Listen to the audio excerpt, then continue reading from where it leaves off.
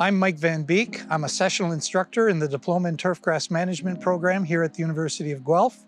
We're at the Guelph Turfgrass Institute, and we're here at the Turfgrass ID plots. And today I'm going to talk to you about some of the different uses, the strengths of, and/or why we might use a grass in a particular area. The first one I'd like to take a look at here is Kentucky Bluegrass. Poa pratensis is the genus species names.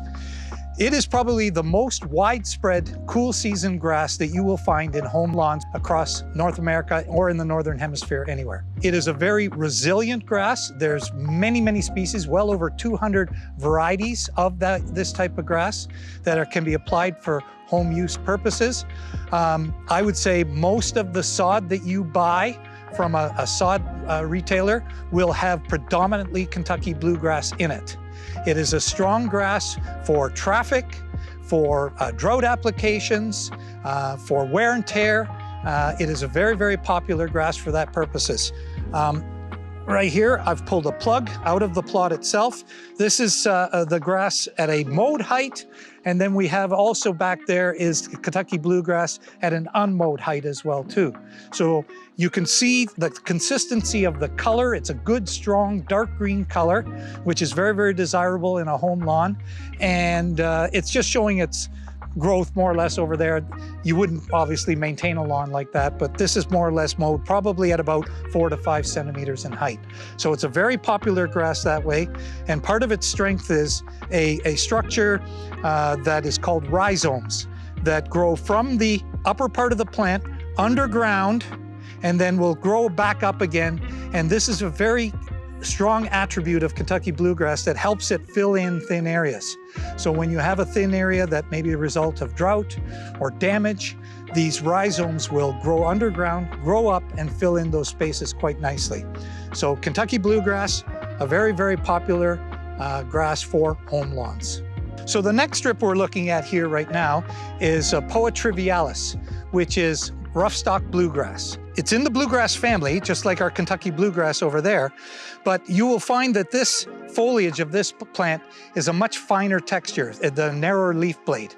It also has that kind of lighter green color, not the strong dark green color that you would see with Kentucky bluegrass.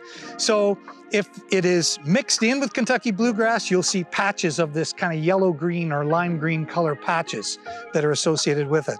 Also, when I take a plug here, you will see there's an awful lot of what we call thatch, which is just this high layer of organic matter that makes this very spongy to walk on. Some people say, oh, that's nice. It's like walking on a carpet.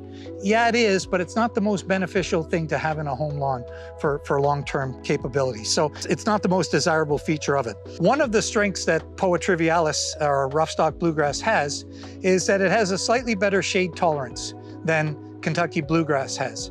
So if you did have an area on your lawn that maybe had reduced sunlight for a period of time during the day, this roughstock bluegrass might be a choice that you could incorporate in with the Kentucky bluegrass. Depending on how it does, it may take over because the Kentucky bluegrass may not last and the trivialis might, but it really, if it's 100% shade, no, it's not going to grow in that situation. So if you have reduced sunlight for a period of time during the day, that's where you could maybe get some success with Poa trivialis. So this plot right here is tall fescue, Lolium arundinaceum, formerly Festuca arundinacea. It has become a popular grass to be incorporated in home lawn mixes more recently in the last 10 to 15 years because of its ability to actually blend in with Kentucky bluegrass. It used to have a much coarser leaf, a much wider leaf blade, maybe as much as almost 1 centimeter in width, but now they've actually blended new varieties that actually blended in with the Kentucky bluegrass, and the color is much more closely associated with Kentucky bluegrass as well too. As good as Kentucky bluegrass has with some drought and heat tolerance, it eventually will go dormant. Tall fescue has a little bit more longer heat and drought tolerance as well too. So it's good for reduced watering capabilities, and that's why you're seeing more of it incorporated into home lawn mixes. It is slightly wider in leaf blade than the Kentucky Bluegrass. It's a little bit wider when you put them side by side, but in a blend, it's not very discernible. So it has good color and good growth. It will fill in quite nicely and has a similar texture to Kentucky Bluegrass. So it is becoming a popular choice for home lawn blends.